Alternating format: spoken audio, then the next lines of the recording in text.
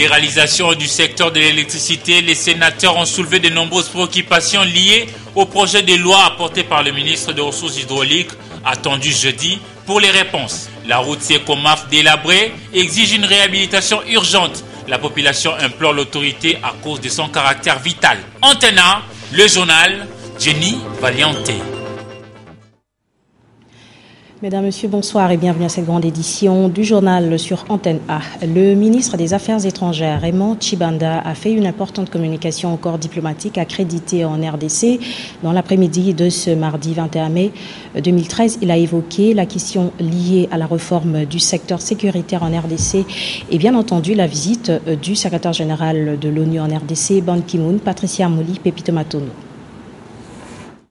Devant les diplomates accrédités en République démocratique du Congo, le ministre des Affaires étrangères Raymond Tshibanda, aux côtés de 4 membres du gouvernement, a examiné la question sécuritaire en général ainsi que la question de la visite du secrétaire général des Nations Unies, Ban Ki-moon. Un aspect important de l'ensemble des réformes que notre gouvernement est en train de mener sous la direction du chef de l'État pour asseoir plus solidement l'État congolais et pour assurer la sécurité des biens des personnes dans le pays. Le chef de l'État n'a cessé de dire que, plus que jamais, la réforme du secteur de sécurité est... Nous avons souhaité cette rencontre pour que, avec les responsables du gouvernement congolais, chargés de ce qui va se faire dans ce secteur, vous puissiez faire un tour de table, qu'ils puissent vous dire où ils en sont, comment ils conçoivent les choses, et que ce soit la base d'un dialogue constructif, parce que nous avons souhaité travailler ensemble, parce que vous êtes nos partenaires. Visiblement, tous les corps constitués s'activent pour les retours effectifs de la paix dans la partie est de la République démocratique du Congo. La ville de Goma est sous haute tension depuis le dimanche 19 mai 2013 et ce, à la veille même de la visite du secrétaire général de l'ONU en RDC, Ban Ki-moon, qui vient booster l'application de l'accord cadre signé à Addis Abeba et de la résolution 2098 instituant le déploiement de la brigade d'intervention rapide à l'est de la République démocratique du Congo. Les détails avec Alain Kuka et Blaise Bonda. 4 morts et 6 blessés du côté de l'armée régulière, c'est le bilan des affrontements de ces 2 derniers jours entre les éléments du M23 et les FARDC.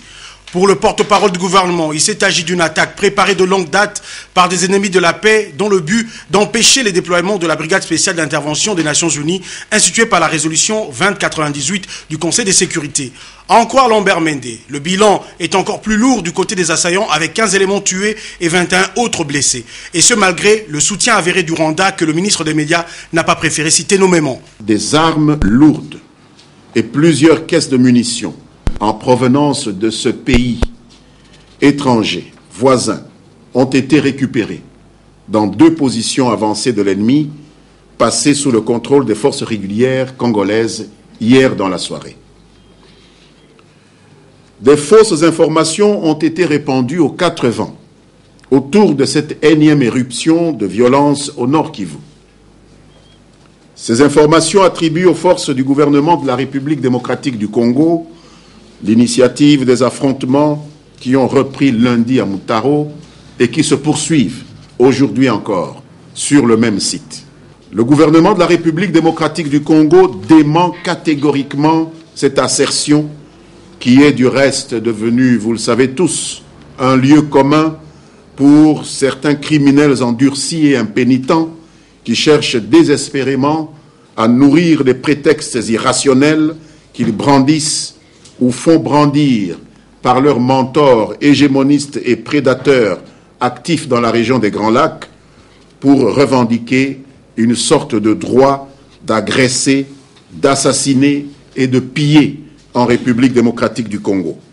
Même si les 3 options définies par le chef de l'État, à savoir les options politiques, diplomatiques et militaires sont toujours d'actualité, le gouvernement de la RDC affirme qu'il assumera pleinement ses responsabilités s'il faut l'usage de la coercition, allusion faite aux moyens militaires. Pour Lambert Mende, l'exercice de cette responsabilité n'est pas négociable.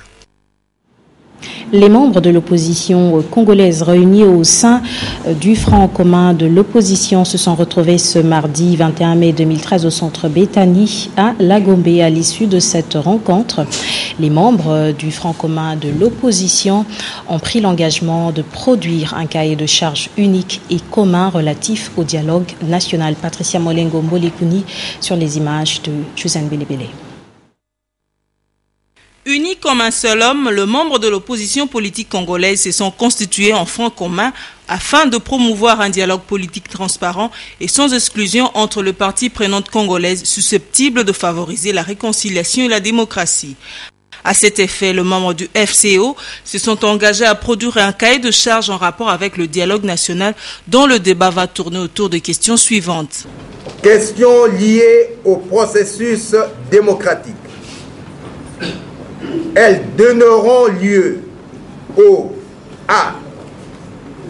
Débat sur la crise de légitimité des institutions devant conduire notamment à l'évaluation correcte et objective des élections de novembre 2011. À la question de savoir quelle est la position du FCO en rapport avec la désignation de membres de l'opposition au sein de la CENI, le FCO réagit en ces termes. Les membres pour la CENI, ça pose problème chez nous.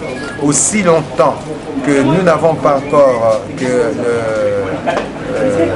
le président Minakou et le président du Sénat n'ont pas encore convoqué l'opposition pour mettre en place, n'est-ce pas, cette loi sur l'opposition, mais bien nous ne remettrons pas nos membres sur la CENI. Le membre du Front commun de l'opposition ont profité de cette rencontre pour demander une audience auprès du secrétaire général des Nations Unies qui est attendu demain mercredi 22 mai à Kinshasa. Une délégation de 10 personnes est déjà composée pour la dite rencontre. Halte aux rumeurs, l'association des femmes congolaises de Kinshasa et du Katanga n'est pas disloquée en ce qui concerne le choix des prochains membres de la future CENI. La présidente de la coordination nationale de la société civile a réagi à ce sujet. Elle est au micro de Patrick Borel Mukendi et Richard Masoulama. Bon, en fait, il n'y a pas de dislocation. Nous sommes femmes, nous devons nous montrer dignes de soi. Et il n'y a pas eu de dislocation. Et Kinshasa et province, nous avions présenté seulement 3 candidates et dont le PV a été déposé lundi au Parlement. Donc il n'y a pas de tergiversé, il n'y a pas de dislocation, il n'y a rien, mais nous devons quand même nous montrer dignes pour faire voir aux autres que nous sommes capables. Cause commune a pu mettre les femmes ensemble. Nous avons élu les trois femmes et nous avons déposé le PV. Maintenant, c'est au tour du Parlement de pouvoir statuer sur les 3 candidatures. Et c'est tout. Il n'y a pas à tergiverser. Le président de l'Assemblée nationale, Aubin Minakou, a reçu en audience ce mardi 21 mai 2013 le chargé d'affaires de l'ambassade américaine ici en RDC. Les 2 personnalités ont parlé notamment de la mise en œuvre de l'accord cadre et de l'arrivée demain mercredi du secrétaire général de l'ONU en RDC, Ban Ki-moon. Laine Bofandobongo sur les images de Blaise Londa. Profitant de sa visite de courtoisie auprès du président de l'Assemblée nationale, Aubin Minakou, le chargé d'affaires de l'ambassade des États-Unis en République démocratique du Congo a apprécié à juste titre le travail que la Chambre basse du Parlement congolais est en train d'abattre en vue de doter le pays d'un arsenal juridique important. Déjà, j'ai été beaucoup impressionné par l'activité et vitalité de l'Assemblée nationale. Et ça me rappelle le grand travail du Congrès américain. Cependant, le diplomate américain a déploré les affrontements qui se sont déroulés à 12 km de Goma avant de réaffirmer le soutien des États-Unis dans le processus de paix en RDC. J'ai saisi cette occasion pour réaffirmer le soutien des États-Unis pour l'accord cadre. Et l'accord cadre, bien sûr, condamne ces groupes armés et les sévices de ces groupes dans l'Est du Congo et nous soutenons la ligne du gouvernement de la RDC qui insiste sur la démodération du mouvement M23 et de la conduite des responsables qui ont commis des crimes contre les droits de l'homme, de la conduite devant la justice. Le chargé d'affaires a par ailleurs salué l'arrivée à Kinshasa du secrétaire général des Nations Unies, Ban Ki-moon, qui entame ce mercredi 22 mai 2013 une tournée. Celle-ci le conduira de Kinshasa à Goma. Au Sénat, ce mardi 21 mai 2013, les élus ont débattu entre autres de la question liée à l'électricité. Pour les sénateurs, c'est au moment où la RDC est faible que le gouvernement congolais s'engage à prendre plusieurs réformes pouvant être fatales pour le pays. La population n'a accès à l'électricité qu'à 6,5%. Retour sur la plénière de ce mardi 21 mai 2013 avec Eric Izami, avec Blaise Londa. Une option déterminante a été levée dans les secteurs de l'électricité. Le gouvernement a fini par libéraliser ces secteurs de la production, transport, distribution et même pour le transfert de l'énergie électrique en RDC. Le ministre des Ressources hydrauliques, Kapanji Bruno, qui a apporté ces projets de loi au Sénat, s'est expliqué devant la plénière. Et ces sujets concernent un besoin social important dont les perturbations sont à ce jour partagées par tous. En effet, malgré les potentialités énormes de la RDC, seuls 6,5% de la population a accès à l'énergie électrique. Les sénateurs, profitant de la présence du ministre Kapanji, ont soulevé de nombreuses préoccupations. Est-ce le fait de libéraliser les secteurs de l'électricité ne signifie-t-il pas un aveu d'impuissance de décideurs congolais à bien gérer la SNEL? Les élus de la Chambre haute parlent de la rigueur, mais avec deux alternatives. Soit que l'État accepte de subventionner la société SNEL pour compenser les coûts de consommation pour la catégorie de la population incapable de payer, soit que l'État décide de libéraliser comme c'est déjà le cas, mais suivant une rigueur telle que l'État ne vienne pas à tout perdre. Car une question revient, que fera-t-on de tout ce qui existe aujourd'hui comme infrastructure relevant de la SNEL? Le marché est ouvert aux opérateurs privés, mais il est clair que ceux-ci voudront, par esprit de profit, améliorer la desserte en énergie électrique, mais en revoyant en hausse les tarifs pour la facturation. Au même moment, la population congolaise reste pauvre et ne pourra pas tenir pour honorer les factures de montants exorbitants. Le ministre Kapanji reviendra jeudi 23 mai pour essayer de répondre aux préoccupations des élus sénateurs au sujet de l'électricité qui soumet toute la population à une discipline de fer.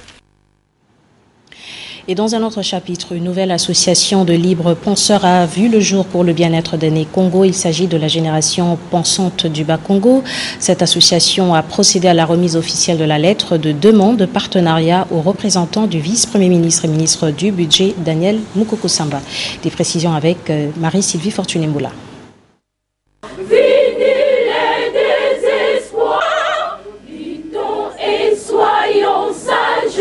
La génération pensante du Bas-Congo se fonde sur la philosophie sociale du Né-Congo. Elle est un modèle de gestion qui a pour objectif de regrouper les cadres et agents de l'administration publique et privée, ainsi que les personnalités de profession libérale originaires du Bas-Congo. Pour ce faire, le GPBC veut soutenir les actions du vice-premier ministre et ministre du budget, Daniel Mukoko-Samba, ainsi que son parti, le PALU. Monsieur le représentant du directeur, notre parrain, notre présence ici se justifie particulièrement par le souci qui anime la GPBC de pouvoir cimenter ses liens avec l'un des partis dont l'idéologie. La personne attitrée pour parrainer ce partenariat en progression. Je vais remettre la lettre aux représentants de notre parrain. Officiellement, voici la lettre que vous allez remettre à notre parrain pour qu'il l'amène auprès du PALU, auprès du secrétaire général du PALU. Merci. Le choix de partenariat de cette association avec les PALU se justifie par le fait que ce parti est un modèle d'unité nationale. L'assureur national a procédé à la signature d'un contrat de partenariat avec la Rabobank, la société d'assurance espagnole Mafre Assistance et la compagnie d'aviation Askai. La cérémonie s'est déroulée au Memling Hotel en présence de Willy Kacha. La SONAS assure et rassure ses aimables clientèles à travers la Rabobank, la compagnie d'aviation Askai et les réassureurs Mafre Assistance.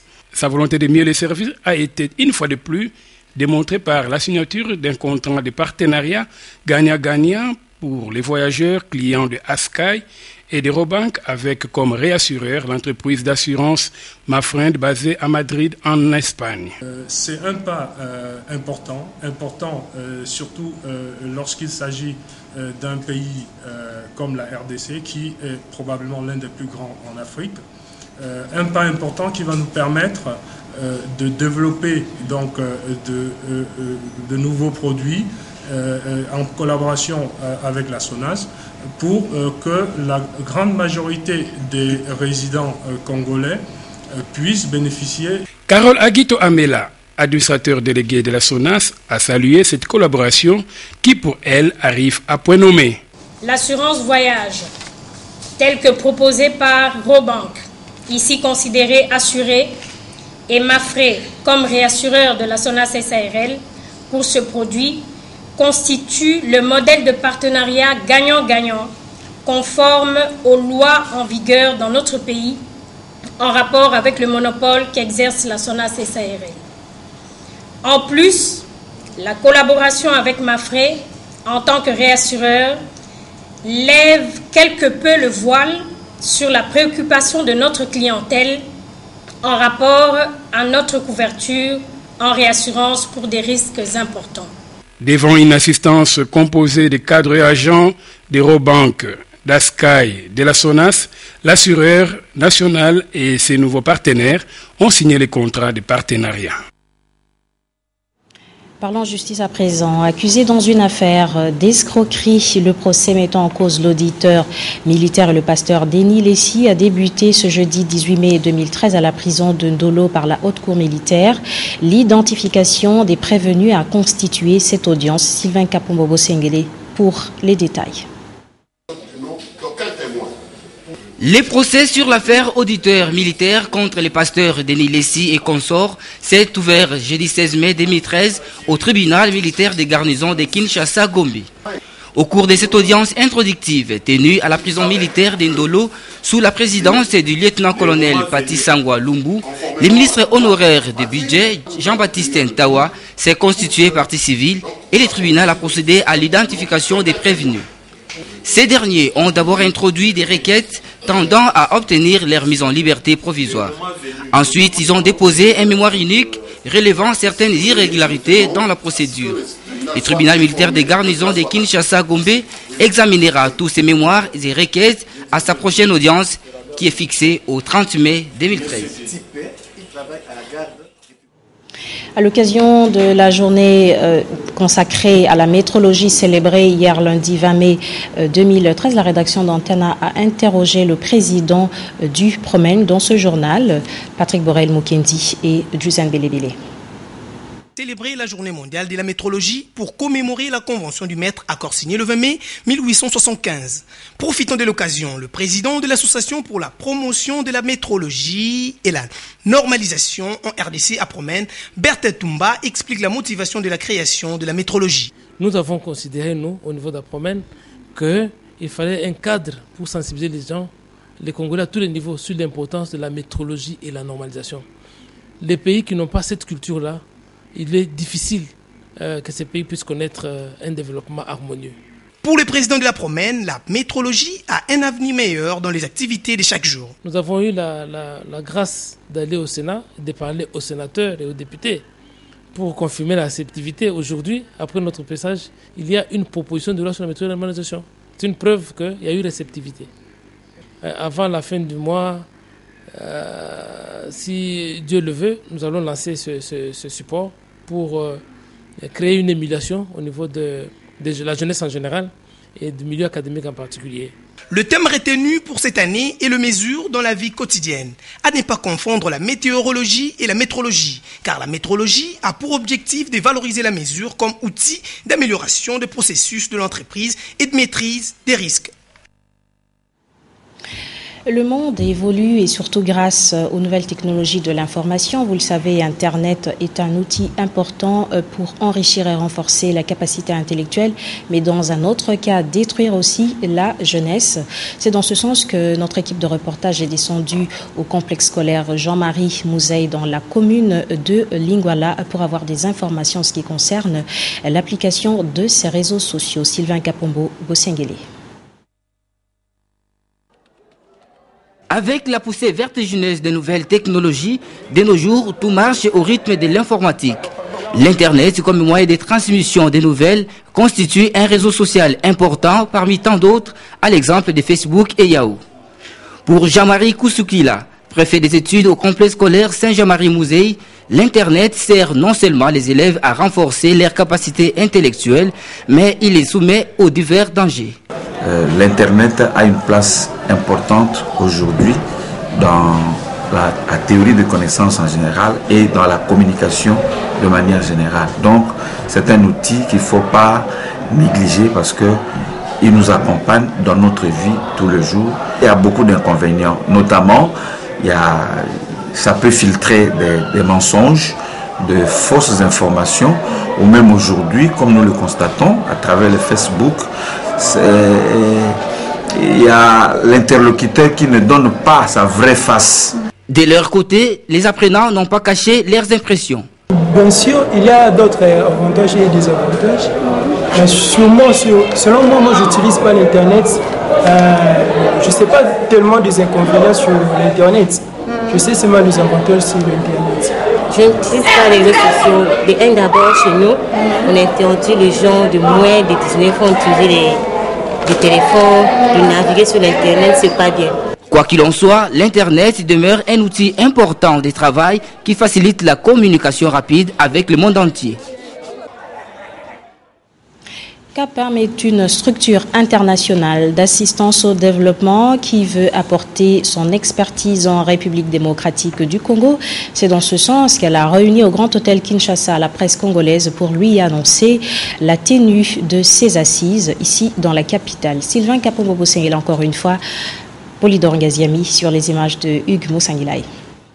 KPMG est un grand cabinet d'audit, de conseil et d'État basé à Abidjan qui travaille en étroite collaboration avec les gouvernements, sociétés civiles et secteurs privés en vue de créer un changement durable et offrir aux partenaires une prestation de services efficace et responsable. Ces services d'assistance au développement international réunissent KPMG Afrique anglophone et francophone subsaharienne dont l'objectif est de renforcer la synergie entre les différentes régions d'Afrique. La RDC se classe en 181e position sur 185 pays en matière de business. Face à ces tableaux sombres, les KPMG souhaitent aider avec son expérience internationale. Et notre ambition pour les pays francophones et pour la RDC plus particulièrement, c'est de mettre notre compétence internationale au service du national et de la RDC pour faire en sorte que cette aide au développement profite beaucoup plus aux populations et qu'on arrive à sortir la RDC de l'enclavement dans lequel elle est. Sachant que vous avez un pays qui est merveilleux, et il est tellement merveilleux que c'en est un pays immense, et il est tellement grand que c'en est très compliqué en même temps. La RDC, c'est, je crois, à peu près en termes de superficie, 5 fois la France, c'est l'équivalent de l'Europe centrale et de l'Europe de l'Ouest. Donc vous avez des problématiques qui sont toutes particulières, qui sont des problématiques notamment de transport. KPMG compte plusieurs volets essentiels de développement visant à favoriser l'épanouissement des pays africains. Leurs assises d'échange autour du développement des pays concernés se tiennent du 21 au 22 mai 2013 au Grand Hôtel Kinshasa. Parlons culture dans ce journal. Le monde entier célèbre aujourd'hui la Journée internationale de la diversité culturelle. Et pour l'année 2013, le thème retenu pour cette journée est approfondir nos réflexions sur les valeurs de la diversité culturelle pour mieux apprendre à vivre ensemble. Anne-Marie Ossite, Africa Mujinga, Henri Noël Goutavokia. Cette journée permet d'approfondir la Convention de l'UNESCO sur la protection et la promotion de la diversité des expressions culturelles, afin de reconnaître aux États la nature distincte des produits et services culturels en affirmant leur droit de soutenir la culture national par des politiques.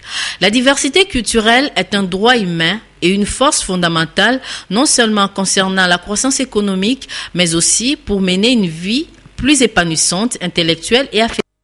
En République démocratique du Congo, la diversité culturelle reste un facteur de discrimination. En effet, les autorités publiques devraient renforcer ou construire une communauté d'individus engagés la diversité à travers les gestes de la vie quotidienne, afin de lutter contre la polarisation et les stéréotypes pour améliorer la compréhension et la coopération entre les personnes de cultures différentes. Le Code de la publicité a vu le jour cette année. Il vient réglementer le secteur de la publicité en République démocratique du Congo compte tenu des abus constatés dans le domaine des médias audiovisuels. Les détails avec Willy Kacha. La publicité s'avère indispensable en République démocratique du Congo au regard des abus constatés à travers les médias. À ce jour, les instances judiciaires ne cessent d'enregistrer des plaintes, des doléances et rapports contre des médias audiovisuels pour des abus de publicité de boissons alcoolisées, voire pour les publicités illicites.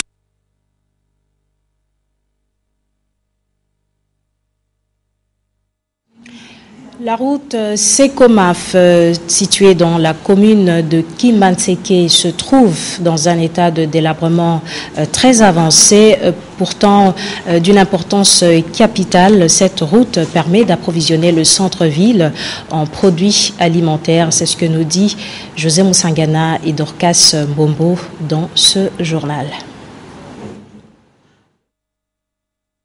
Je disais, la route Sekomaf, située dans la commune de Kimbanseke, se trouve dans un état de délabrement très avancé, pourtant d'une importance capitale. Cette route approvisionne le centre-ville en produits alimentaires. José Moussangana et Dorcas Mobo nous en parlent dans ce journal.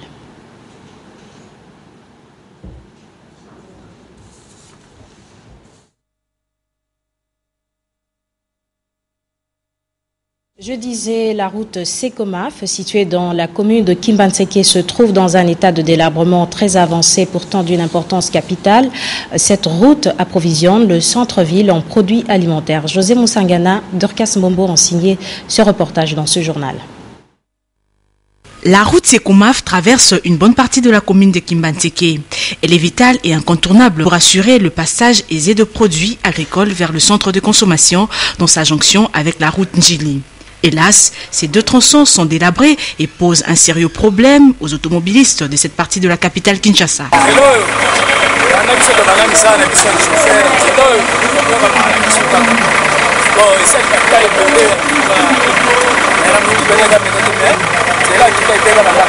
La population implore l'assistance de l'autorité compétente pour faire réparer cette route salvatrice de nombreuses familles.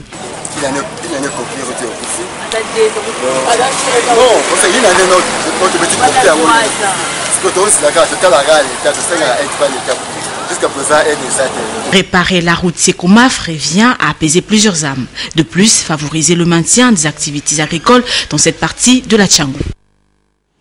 Bienvenue dans notre kiosque à journaux pour compléter l'actualité congolaise. À vous tous qui n'avez pas eu l'occasion de feuilleter les journaux parus ce mardi 21 mai 2013 dans la capitale, nous vous proposons une sélection et commentaires signés Mami Tambou, revue de presse. Les journaux parus ce mardi 21 mai sont revenus sur les nouveaux bruits de Goma. L'Observateur écrit: calme précaire règne actuellement à Goma quelques heures après les affrontements entre les FARDC et le rebelle du M23 de la matinée d'hier lundi à Moutao, environ 10 km de cette ville. Le confrère tire une leçon, c'est que le M23 sait qu'avec le déploiement de la brigade spéciale, les taux se resserrent autour de lui. La seule issue de sortie pour lui, c'est de s'auto-dissoudre et de renoncer à sa politique suicidaire qui consiste à faire en sorte que le sang coule à nouveau dans le Nord Kivu. C'est clair, cette reprise de combat est un signe que le M23 tient à défier le secrétaire général de l'ONU en visite d'ici quelques heures en RDC, précise la référence plus. Selon le colonel Amouli, porte-parole de l'armée nationale du Nord Kivu, cité par la consoeur, le M23 menace depuis une semaine d'attaquer à nouveau la ville de Goma. Côté M23, il se défend en voulant déloger les FDLR des Moutao qu'ils occupaient depuis plusieurs jours.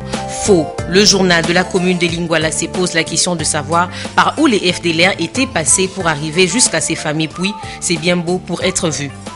Entre-temps, la Manchette estime que la reprise de combat autour de Goma ce lundi sont donc l'heure de vérité pour la fameuse brigade, même si celle-ci n'est encore totalement prête. Pour la Manchette, la grande nervosité qui règne autour de Goma n'est donc pas un hasard. Ce n'est pas aussi un hasard lorsque l'ancien colonel de FRDC, John Chibangu, recrute à Ubundu en province orientale pour le camp du M23, signale la page 5 de Forum de Zas. Cet homme recherché opère maintenant dans l'extrême nord, loin, très loin de terre kassaïenne. Le confrère s'étonne comment il peut se retrouver à l'autre bout du pays en province orientale. La prospérité, pour sa part, révèle que Paul Kagame, véritable maître à penser du M23, dans une interview qu'il a accordée à François Soudan de Jeune Afrique et relayée hier au journal Afrique de TV5, critique la solution de la brigade d'intervention de l'ONU. Selon lui, l'ONU n'a pas fait un bon diagnostic au sujet de la situation en République démocratique du Congo. De la mesure où, argumente-t-il, il s'agit d'un problème politique et il faut une solution politique. Et par conséquent, ils vont échouer, prédit-il. Échouer, renseigne le phare, c'est peut-être parce que Kampala et Kigali n'attendent qu'une chose, à savoir que la guerre rende le Nord Kivu davantage ingouvernable de manière à exhumer comme piste de sortie de crise ce qu'ils ont toujours préconisé, une solution politique. Et les accrochages d'hier est un signal fort du M23 à Ban Ki-moon, l'Union africaine et la SADC, note-t-il. Qu'à cela ne tienne, Ban Ki-moon arrive à Kinshasa mercredi en vue de prendre la température du pays, fait savoir les dépêches de Brazzaville. Sa présence en RDC, pense le journal, pourra booster le processus du déploiement de la brigade spéciale afin de passer rapidement à la phase d'exécution de son mandat. Enfin, le guide, dans sa page 3, s'intéresse plus à la configuration de la CENI qu'il qualifie d'une simple formalité de routine au regard de la réalité politique congolaise qui veut que l'on ne donne quelque chose sans compensation. C'est tout pour ce soir.